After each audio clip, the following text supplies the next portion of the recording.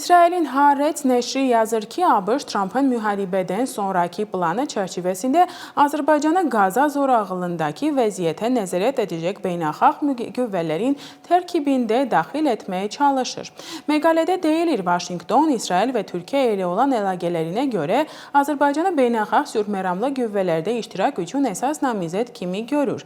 Lakin Bakı bu qüvvələrə qoşulmağa tələsmir, çünki İsrail rəsmiləri müharibədən sonra Türkiyənin Qaza zolağına hərbi müdaxiləsini vəziyyəti gərginləşdirə və daha böyük toqquşmaya səbəb ola biləcəyi barədə xəbərdarlıq edirlər. Bəlkə bu birmənalı deyil, amma Ermənistanın Qazada Donald Trumpın sülh planına həyata keçirilməsi məqsədi ilə yaradılacaq beynəlxalq sabitləşdirmə qüvvələrin tərkibinə qoşulmaq təklifi ilə ABŞ-a müraciət etməsi kifayət qədər maraqlı olardı. Əgər bu təklif ABŞ və İsrail tərəfindən qəbul edilirsə də, bu şübhəsiz ki, həm Vaşinqtonla münasibətlərin daha da dərinləşməsinə və əməkdaşlığın səxavətləşdirilməsinə, həm də İsrailə mürəkkəb, lakin vacib münasibətlərdə müsbət irəliləyişə səbəb ola bilər.